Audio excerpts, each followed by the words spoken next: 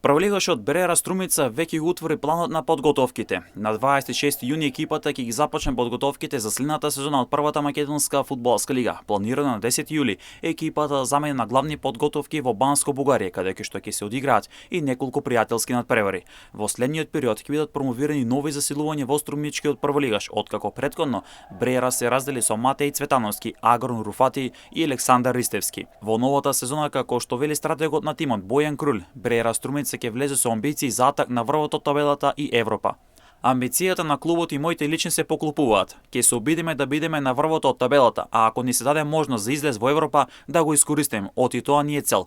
Нашата цел е да ги развиваме младите талентирани фудбалери и сигурно ќе се обидиме да направиме баланс меѓу младост и искуството и екипата да биде стабилна во текот на целата сезона, за да може да освоиме бодови и дома и во гости, рече Круле во интервјута за клубскиот сајт.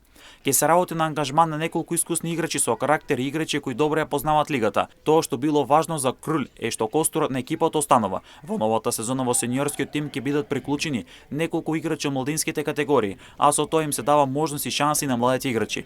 Во главно целите на Бреера Струмица за новата сезона се да се напаѓа врвот од табелата и да се обезбеди виза за излез во Европа, а оваа сезона која што заврши, Бреера Струмица финишираше на 7-то место со 42 бодови на своето конто.